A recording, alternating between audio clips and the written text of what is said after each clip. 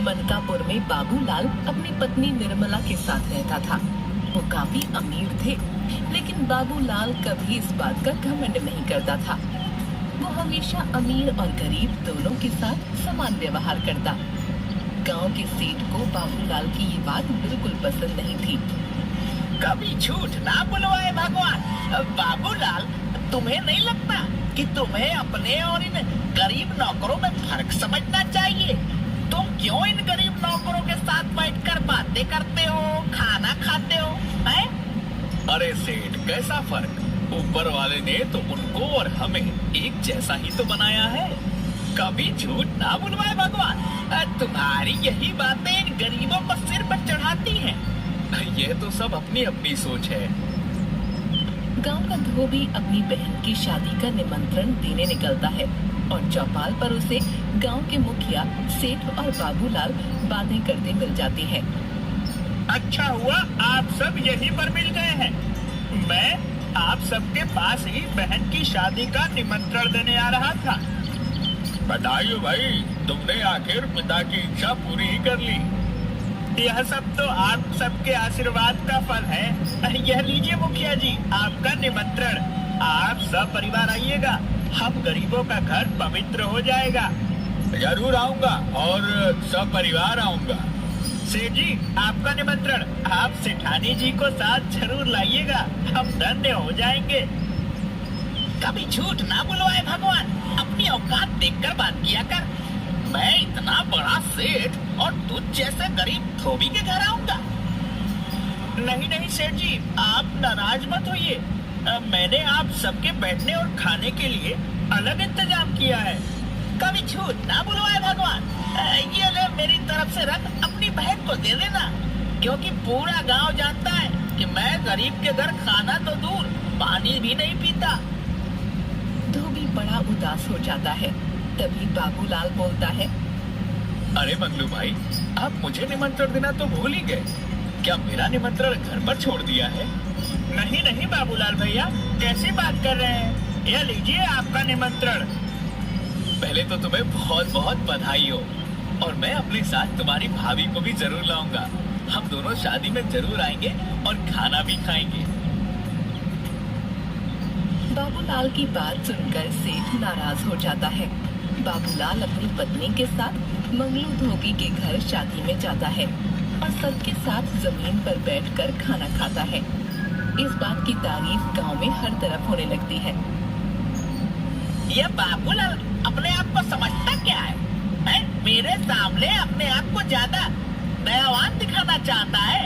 इसको तो सबक सिखाना ही होगा। सेठ के यहाँ काम करने वाले 4 मजदूर सेठ के सामने अक्सर बाबूलाल की तारीफ करते। एक बार 5 दोस्तों में शर्त लगती है कि जो जीतेगा वो शहर के बड़े होटल में सबको खाना खिलाएगा। बाबूलाल शर्त जीत जाता है और 5 दोस्त मिलकर शहर के बड़े होटल में खाना खाने के लिए जाते हैं। निर्मला भी उनके साथ जाती है।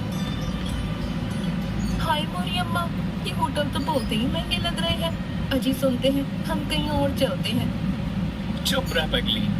हरी भाग्यवान आराम से बैठकर सेठानियों की तरह बड़े होटल में खाना खा। तैयारी, फिर भी एक बार सोच लो जी, ये तो बड़ा महंगा होटल है, लेने के देने न पड़ जाए। अरे मेरी लुगाई, कौन तुझे समझाए? अब शर्त लगाई है, पूरी तो करनी होगी। सभी खाने के मजे लेते हैं और पेट भरकर खाना खाते हैं। क्यों भैया, तुम्हें कुछ और भी खाना है तो मंगा लो, फिर ना कहना। नहीं भाई, बस हो गया। अब वेटर भाई, कितने पैसे हुए? पूरे 1200। अम्मा गई भैंस पानी में। 1200? मैंने कहा था ना, कहीं और चलते हैं। अब की हुई? क्यों घबराती है भाग्यवान? अब चाहे 1200 हो या 1500, पैसे तो देने ही हैं। बाबूलाल अपनी जेब में हाथ डालता है। उसकी जेब खाली होती है।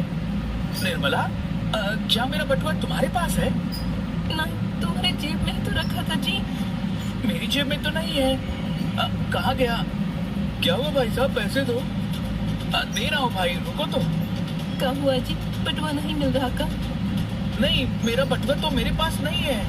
ये सब नहीं चलेगा, यहाँ पैसे तो देने पड़ेंगे। भाई विश्वास करो, मैं कल आकर पैसे देता हूँ। ऐसा नहीं होता है, अगर पैसे नहीं है तो तुम्हें अभी बर्तन धोने होंगे।